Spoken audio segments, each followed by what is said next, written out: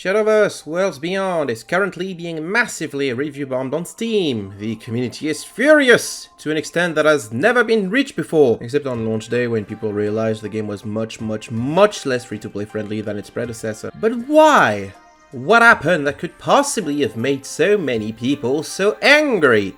Well, here's what happened. Cygames, the developer of that weird horse girls game that everyone keeps telling me about, is also the company behind Shadowverse Worlds Beyond. On August, whenever, they announced an in-game event called Battlefest, where players could pick a team and duke it out from August 15th to August 17th.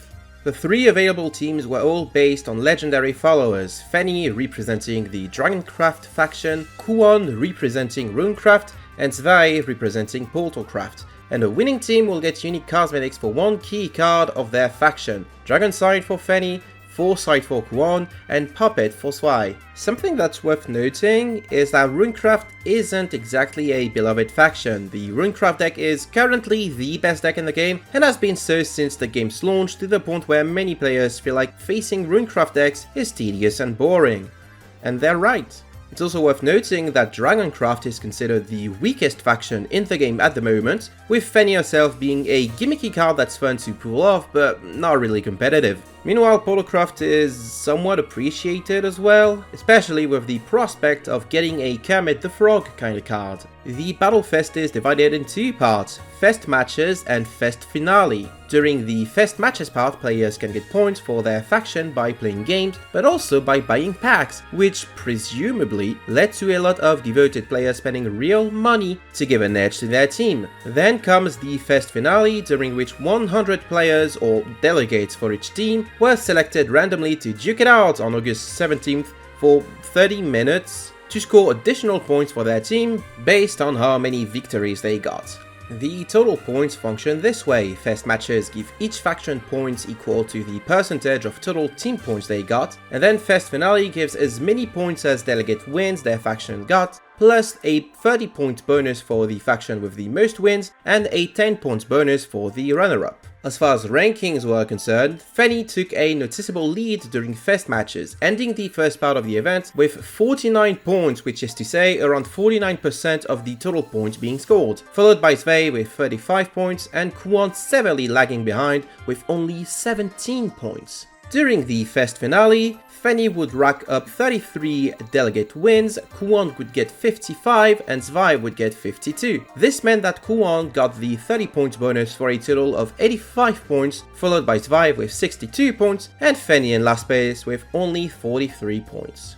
These points would add up to a total of 92 for Fanny, 97 for Zwei, and 102 points for Kuon, making Kuon the least popular team, judging by first part results, the ultimate victor, which pissed a lot of people. Many were upset that the first half of the event ended up being meaningless, considering the second half gave so many points, with a lot of people arguing that getting 30 points for winning the most delegate matches was an insane boost. Others have suggested that for future events you could focus on sabotaging your team, join the side that you hate the most, make sure you're picked to play delegate game randomly, somehow, and throw them all intentionally so one of the other two teams gets more wins. But most importantly, some players think the event was rigged from the start as part of Cygames' agenda to keep promoting Runecraft, the best faction in the game, remember? Which means it's clearly their favorite, and that they bend the rules just to make it win over the less powerful underdog factions. It's also worth pointing out that the losers' cosmetics were later put up in the shop for a rather ludicrous amount too, which only added more fuel to the fire as players argued that this was all premeditated, as a way to rack even more money from honest players. And this led to the review bombing.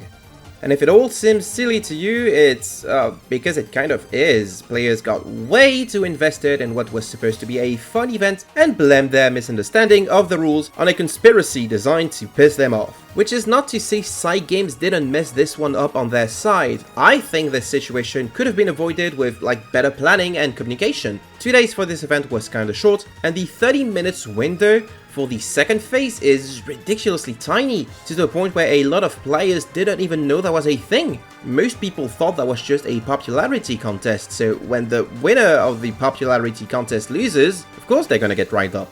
The point system probably could have used a little more balancing as well to make players feel like the first phase, the one where most players actually get to contribute, is more important than the second one, so players don't feel robbed despite their best efforts. Also, it's worth mentioning, maybe don't put the thing in the shop immediately for people to purchase, like right after the event ends, because that's only going to get perceived negatively. That's like rookie mistake 101, I should know.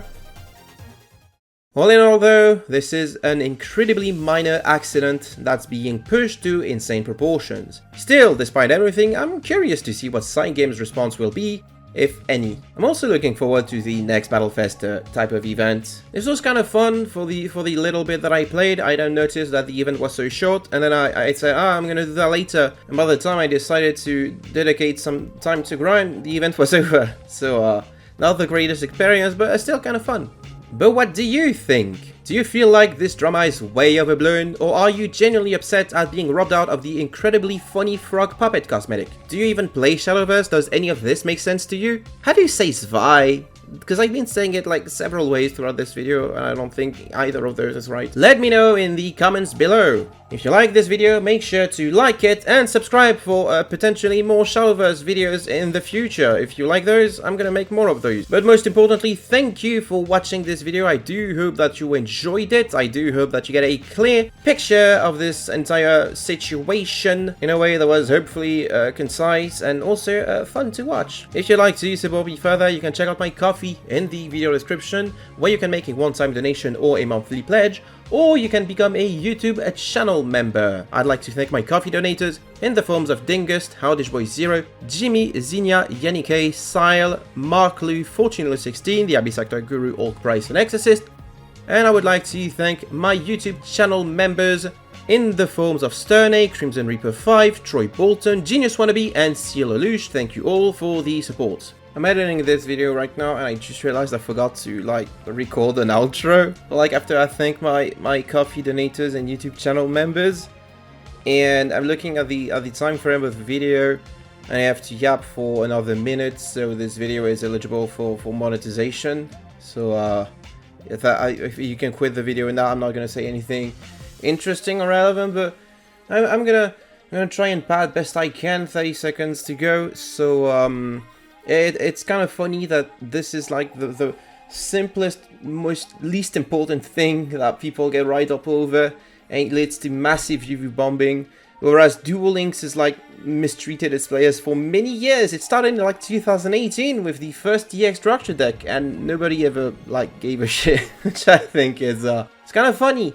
I don't know if it's a good or bad thing, but it's kind of funny to me that one community is going to get incredibly pissed at something incredibly irrelevant, and another is just going to take years and years of abuse and be like, that's fine, that's okay, things will get better. Alright, that's another minute of yapping, so monetization secured. Thank you all for watching the video. I hope that you had some fun reading some of these Steam reviews that were in the background of this entire video. You can go back and read some of them if you'd like. A lot of them are like very funny, bit deluded, but very funny. Thank you all for watching one final time. Take care everyone, I will see you all next time.